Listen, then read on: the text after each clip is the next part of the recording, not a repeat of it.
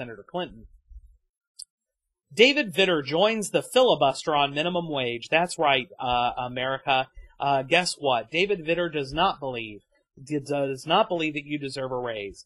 He is actually joining in on the filibuster that is going to prevent minimum wage from going through. That's right. That's after the House has actually voted by a veto-proof margin to approve the minimum wage hike.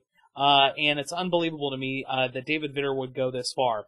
David Vitter would rather keep the working men and women of this state making only $10,000 a year. All the while, he has voted all along the time that he has been in Congress to receive raises. Those raises, you ask? Yes, $36,000 a year he's given himself in raises on top of his existing salary. That means he's making over $160,000 a year, and he doesn't believe that minimum wage workers deserve a raise.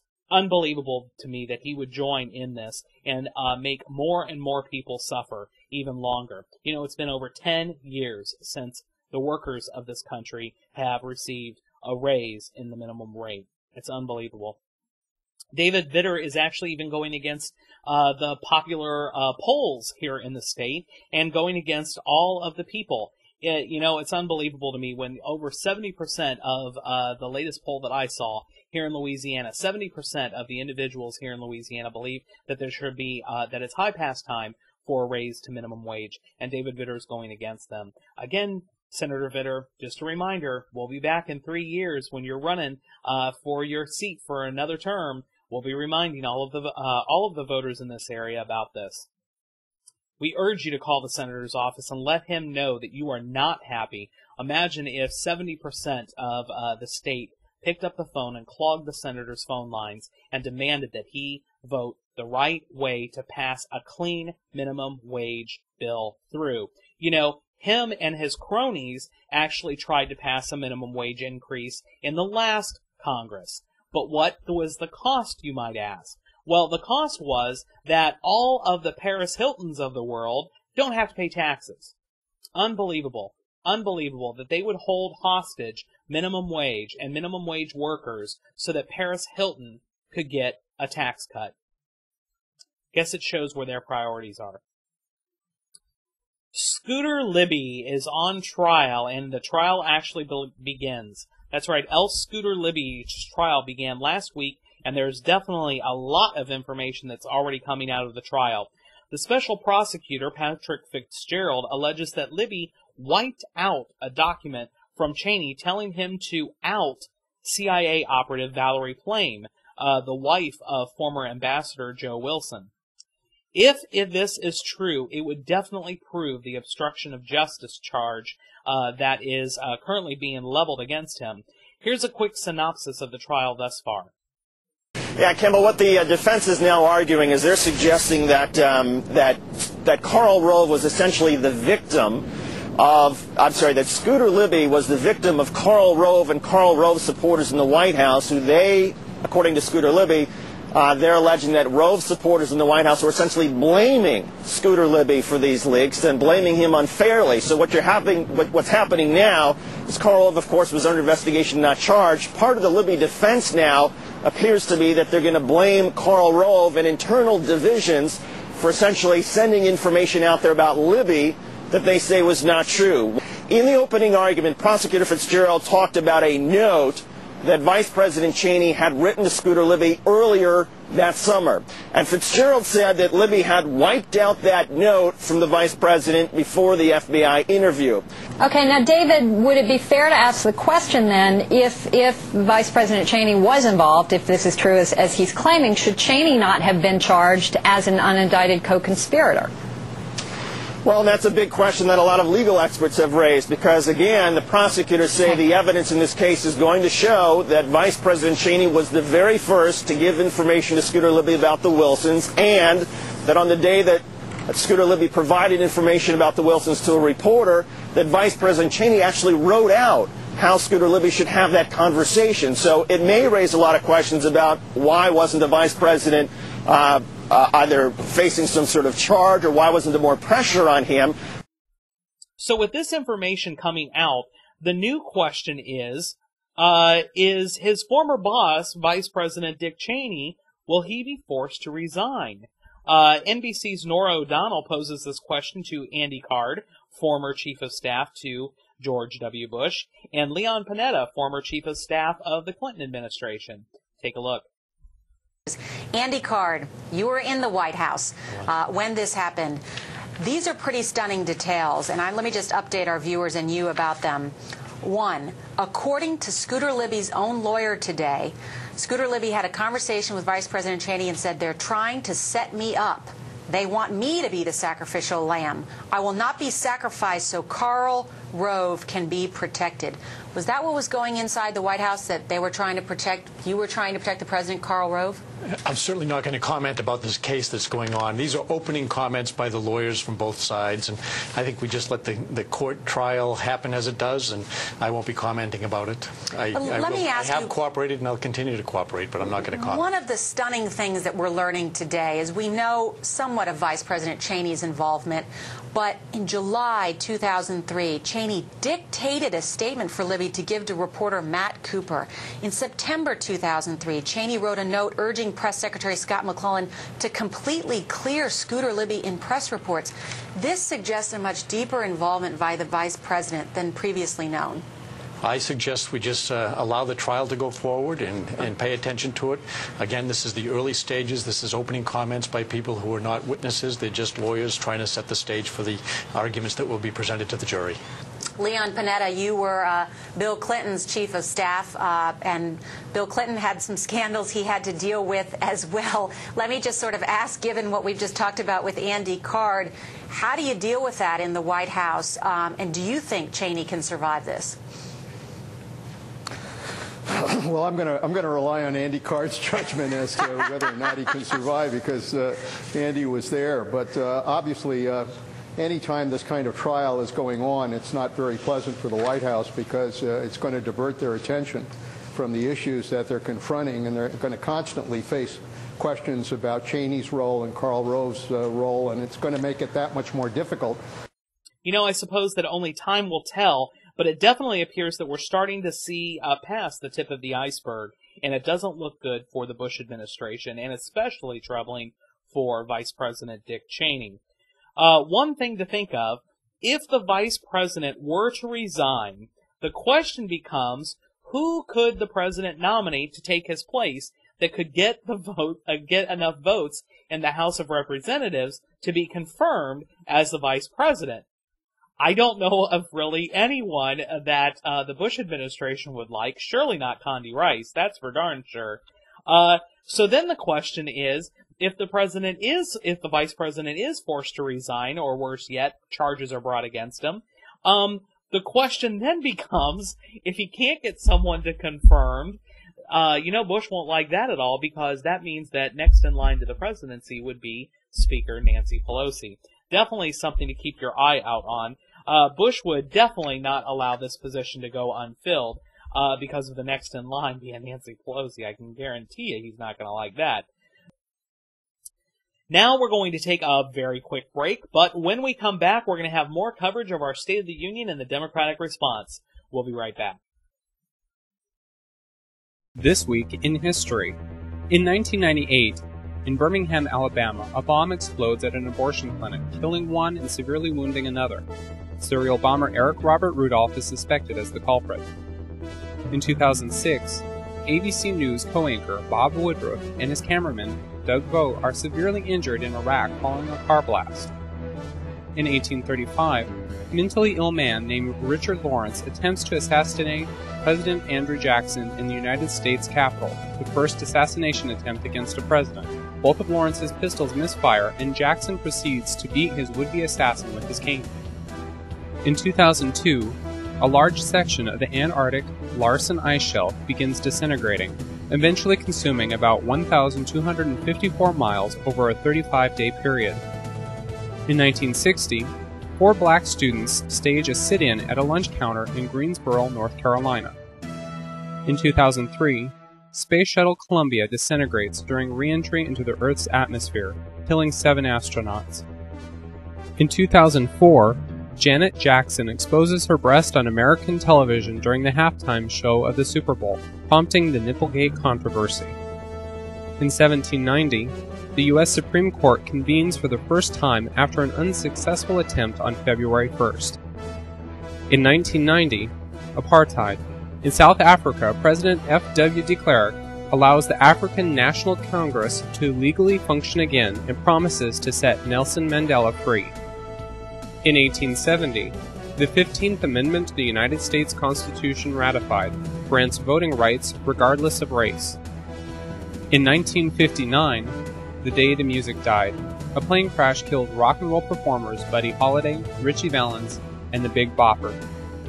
In 1998, Karla Faye Tucker is executed in Texas, becoming the first woman executed in the United States since 1984.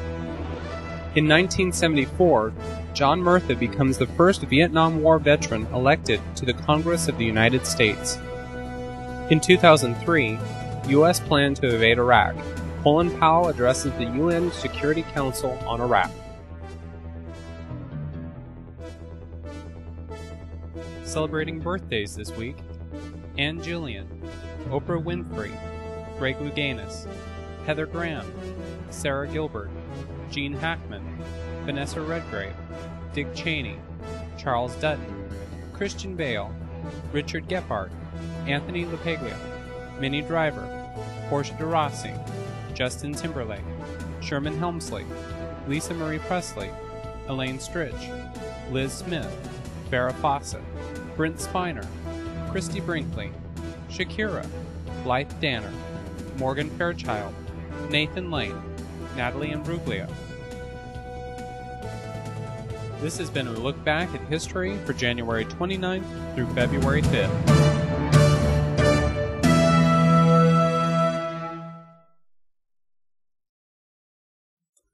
The Democratic response is up next, and that's right, freshman Senator Jim Webb from Virginia was who the Democrats chose to give the rebuttal of this State of the Union. Webb, as you may recall, defeated Senator George Allen from Virginia. Allen was a blind follower of the Bush administration and never found one thing wrong with the Bush administration. And it's high time that we actually had someone replacing him. Webb takes what small time we were actually afforded to deliver the Democratic view. And he picks two topics that the Democrats are going to be focusing very heavily on in the coming weeks. With that, here's the address in its entirety. Good evening. I'm Senator Jim Webb from Virginia, where this year we will celebrate the 400th anniversary of the settlement of Jamestown, an event that marked the first step in the long journey that has made us the greatest and most prosperous nation on earth. It wouldn't be possible in this short amount of time to actually rebut the President's message, nor would it be useful. Let me simply say that we in the Democratic Party hope that this administration is serious about improving education and health care for all Americans and addressing such domestic priorities as restoring the vitality of the great city of New Orleans. Further, this is the 7th time the President has mentioned energy independence in his State of the Union message, but for the first time, this exchange is taking place in a Congress led by the Democratic Party. We are looking for affirmative solutions that will strengthen our nation by freeing us from our dependence on foreign oil and spurring a wave of entrepreneurial growth in the form of alternate energy programs. We look forward to working with the President and his party to bring about these changes. There are two areas where our respective parties have largely stood in contradiction, and I want to take a few minutes to address them tonight. The first relates to how we see the health of our economy, how we measure it, and how we ensure that its benefits are properly shared among all Americans. The second regards our foreign policy, how we might bring the war in Iraq to a proper conclusion that will also allow us to continue to fight the war against international terrorism and to address other strategic concerns that our country faces around the world. When one looks at the health of our economy, it's almost as if we're living in two different countries. Some say that things have never been better. The stock market is at an all-time high, and so are corporate profits. But these benefits are not being fairly shared. When I graduated from college, the average corporate CEO made 20 times what the average worker did. Today, it's nearly 400 times. In other words, it takes the average worker more than a year to make the money that his or her boss makes in one day. Wages and salaries for our workers are at all-time lows as a percentage of national wealth, even though the productivity of American workers is the highest in the world. Medical costs have skyrocketed. College tuition rates are off the charts. Our manufacturing base is being dismantled and sent overseas. Good American jobs are being sent along with them. In short, the middle class of this country, our historic backbone, and our best hope for a strong society in the future is losing its place at the table. Our workers know this through painful experience. Our white-collar professionals are beginning to understand it as their jobs start disappearing also. And they expect, rightly, that in this age of globalization, their government has a duty to insist that their concerns be dealt with fairly in the international marketplace. In the early days of our republic, President Andrew Jackson established an important principle of American-style democracy, that we should measure the health of our society not at its apex, but at its base, not with the numbers that come out of Wall Street, but with the living conditions that exist on Main Street. We must recapture that spirit today. Under the leadership of the new Democratic Congress, we're on our way to doing so. The House just passed a minimum wage increase, the first in 10 years, and the Senate will soon follow. We've introduced a broad legislative package designed to regain the trust of the American people. We've established a tone of cooperation and consensus that extends beyond party lines. We're working to get the right things done for the right people and for the right reasons. With respect to foreign policy, this country has patiently endured a mismanaged war for nearly 4 years. Many, including myself, warned even before the war began that it was unnecessary, that it would take our energy and attention away from the larger war against terrorism, and that invading and occupying Iraq would leave us strategically vulnerable in the most violent and turbulent corner of the world. I want to share with all of you a picture that I have carried with me for more than 50 years. This is my father when he was a young Air Force captain flying cargo planes during the Berlin airlift. He sent us the picture from Germany as we waited for him back here at home. When I was a small boy, I used to take the picture to bed with me every night because for more than 3 years my father was deployed, unable to live with us full-time, serving overseas or in bases where there was no family housing. I still keep it to remind me of the sacrifices that my mother and others had to make over and over again as my father gladly served our country. I was proud to follow in his footsteps, serving as a Marine in Vietnam. My brother did as well, serving as a Marine helicopter pilot. My son has joined the tradition, now serving as an infantry Marine in Iraq.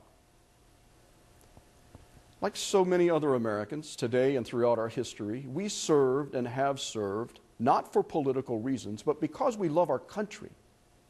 On the political issues, those matters of war and peace, and in some cases life and death, we trusted the judgment of our national leaders.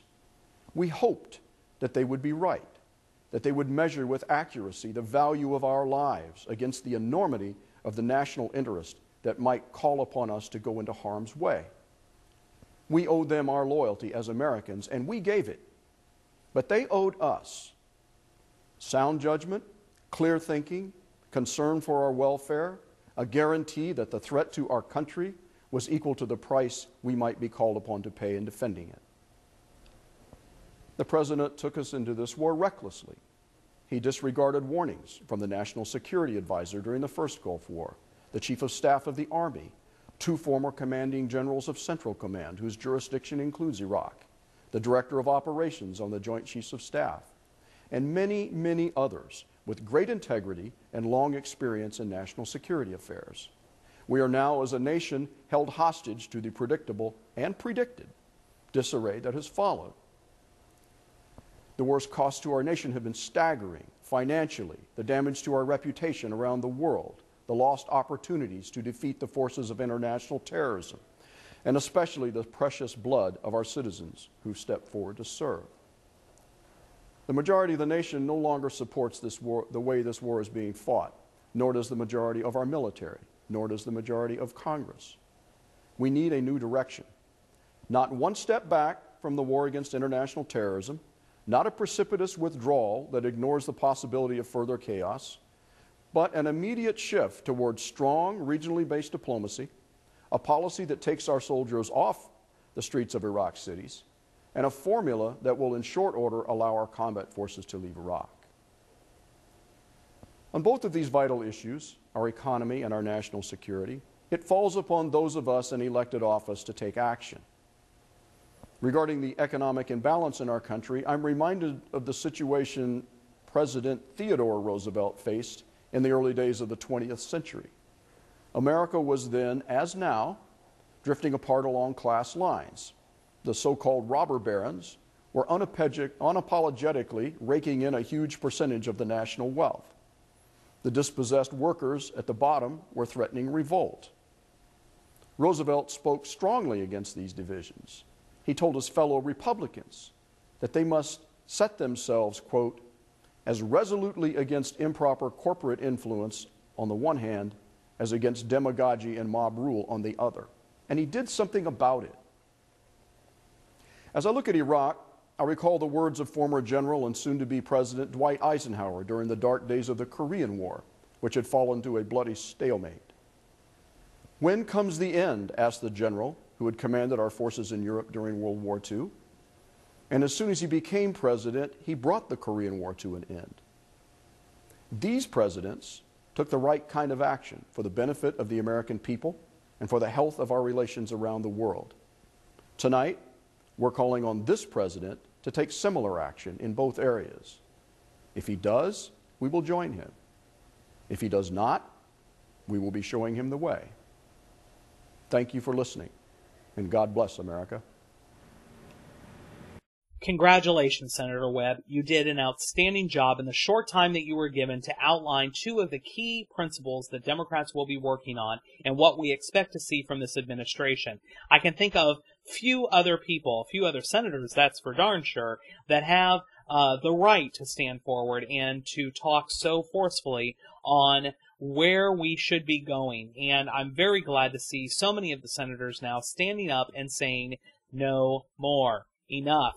I'm really hoping that you guys are going to be able to mount and build the coalition that you are. Right now it seems that there is no shortage of Republicans that are eagerly awaiting to sign on to these resolutions that are going to further, hopefully, influence the president from making such terrible decisions over in Iraq. We don't need any more of those. We've had enough. So, good job. Good job.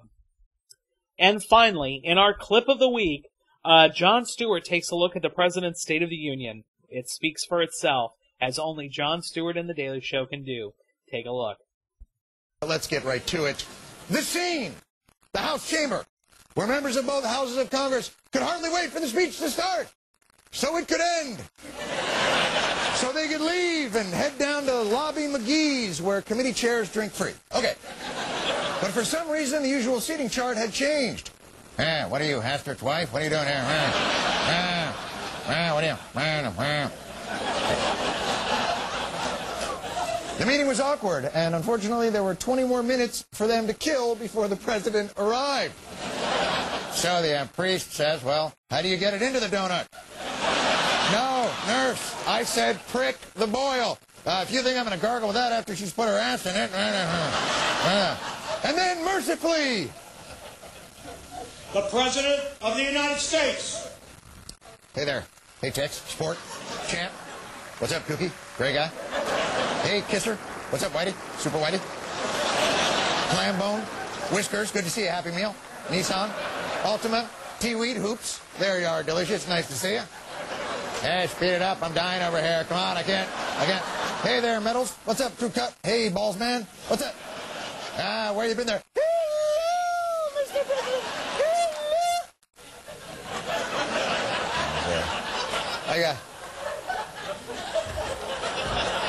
I got to work on my invitation to Pelosi. Hey. Anyway, the talk in Washington was of a new tone. And in his opening remarks, Bush tried it out, directly addressing his Democratic colleagues. We will sacrifice our blood and bodies to put an end to your dreams. And what is coming is even worse.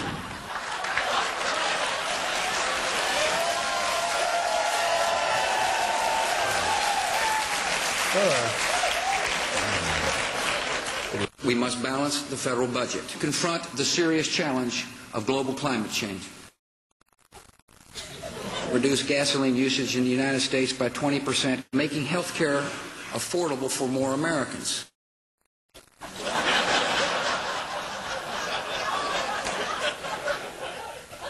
Interesting.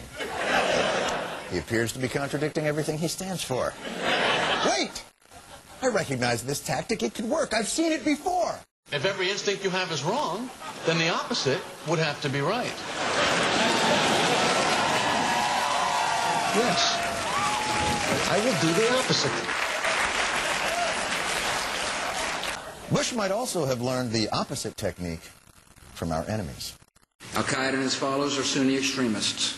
Take almost any principle of civilization, and their goal is the opposite. They wear shoes on their hands. When they walk in a room, they say goodbye. When they leave, hello. And that is your progressive news for January 29th, 2007. We would like to remind you and thank you for joining us here on Blue Mondays. Blue Mondays is on each and every Monday night here on AOC Channel 15 at 9 p.m. Here you'll be able to catch up with us and find out what we found was interesting and what you may have missed in the news in the past week. Hopefully we're giving you a nice rounded dose of reality and unspinning all of the spin that the Washington Talkmeister seem to give us. So do join us every single Monday night. You can also check out AOC's website, where they actually have all of the listings and all of the other TV shows that are currently appearing on AOC. To find their website, it's aocinc.org. Definitely want to check that out. There you can see when we're going to be replaying as well. Also, we want to remind you, each and every Tuesday morning, click on over to theadvertiser.com. There you'll be able to read my column, The Left Blog. This past week, I also took a look at the State of the Union address, so there you might be able to see a few of my comments that were not included in the show tonight. And there you can also leave me a message and let me know what you thought.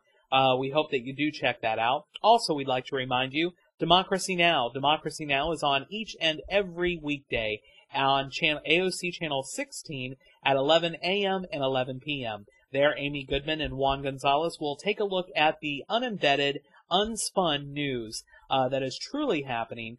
They do an incredible job over there, and that's definitely a show that you want to take a look at. So watch your local news here, and then click on over to AOC Channel 16 tonight at 11 p.m., and you'll be able to watch today's Democracy Now! Definitely a good way to end the day.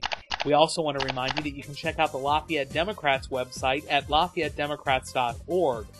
There they have a lot of different information that affects the progressive community, and we hope that you check them out and hopefully sign up for one of the meetings, sign up to be on their mailing list, or just check to see what's going on. You can also reach them on the Democratic hotline at 769-7347. And regretfully, that's all the time we have time for. Don't forget to check out the Daily Advertiser tomorrow, where you'll be able to read my column, and join us here each and every Monday night. See you here next Monday night at 9 p.m. on AOC Channel 15. Again, thank you for watching, and take care of yourself. Good night.